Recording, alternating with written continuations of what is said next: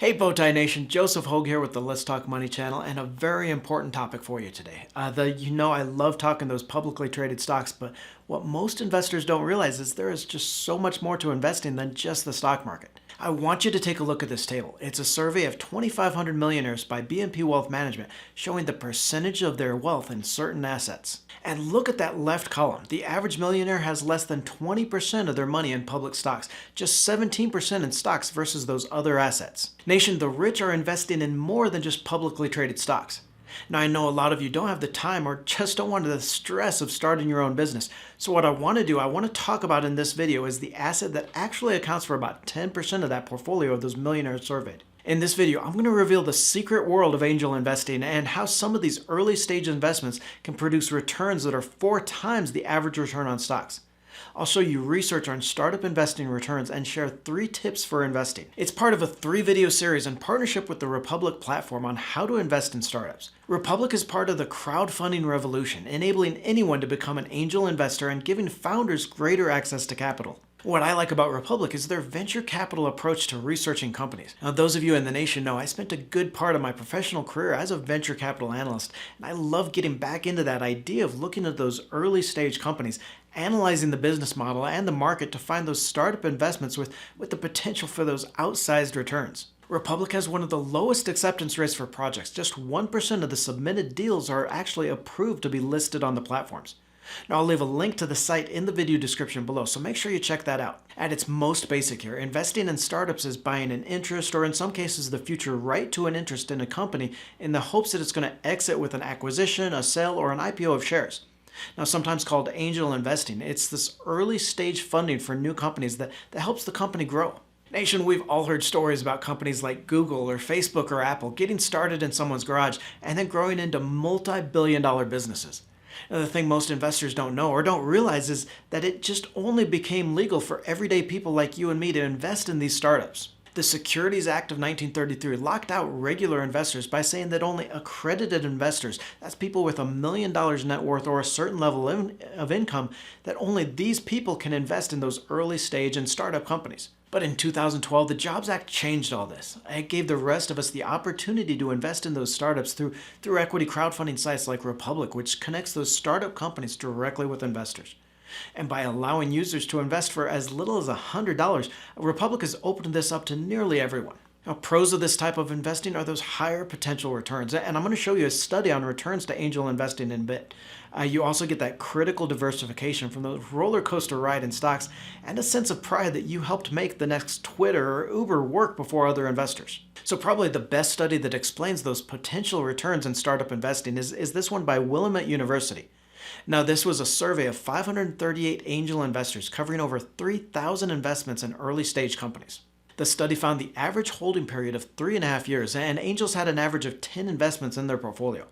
Now, again, these investments are slightly different here. Angel investors invest on different terms and usually have more rights than you find in the typical crowdfunding deal. Also, crowdfunding tends to be a little bit smaller dollar amounts, so even as low as $100 in an investment. But finding on the returns here is really interesting and gives us a better understanding of that risk and return potential in this type of investment. Over that 3.5-year holding period, angel investors averaged a 27% annual rate of return for about 2.6 times their money. So in that study of 3,000 angel investments, about 1 in 10 returned 5 to 30 times your money. And 1 in 20, around 5% of the portfolio, returned over 30 times that investor money. But I do want you to notice here, though, that many of these investments were total losses, and I'll talk about more of that when we cover those risks. Now, equity crowdfunding is still fairly new, and we don't have that kind of returns data that we have with angel investing deals. So we can't claim that these stats are what you're going to see in your own startup deals. Even if equity crowdfunding is like angel investing, though, of course, past performance isn't a predictor of those future returns. I do think, though, there is a close connection here between that traditional method of angel investing and this new startup investing in equity crowdfunding. We're already seeing growing interest even from prominent angel investors like Jason Calacanis, an early investor in Uber and Robinhood, and Millionaires, and I'm excited to see these actual data on returns as more people get involved with equity crowdfunding and Regulation CF. Understand here, it's not all rainbows and unicorns. We've seen that study on returns, but understand that with those high potential returns comes a lot more risk than most stock investors are used to. There's also a lockup period where you aren't able to sell your investment for at least a year or more as the company grows, but more often than not, it's usually between 3 to 5 years. And if you look back at that Willamette study, remember that just over half of these startup investments returned less than one time, so less than the money you put in, and 35% returned nothing at all. Now, I am excited about this type of investment, but before you make an investment in any startup or otherwise, you always need to understand your own financial situation, your tolerance for risk, and whether you're able to handle those potential losses. Another downside here, if you're familiar with angel investing, is that retail investors don't usually have that same level of access to the founders or investor networks as angels. You're going to have to do all your own due diligence on these deals. Okay, equity crowdfunding regulations require companies to disclose that information to help you make an educated decision, though, and we're going to look at that in the next video.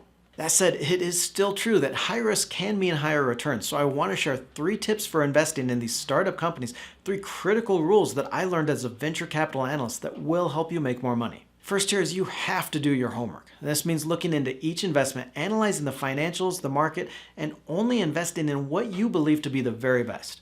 Now, I'll reveal my process for analyzing these startups in our next video, so make sure you catch that one. The Republic platform does help with its own due diligence into every investment on the site, but you need to be able to dig in here and spend some of your own time as well.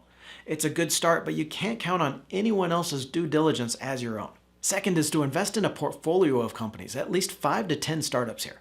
Just like investing in stocks, you don't want to put everything into just one company. So even if a few of your startups go nowhere, investing in that handful gives you a better chance of finding those that are really going to boost your returns. Third here is just to understand what these investments are. Startup investments are long-term and high risk.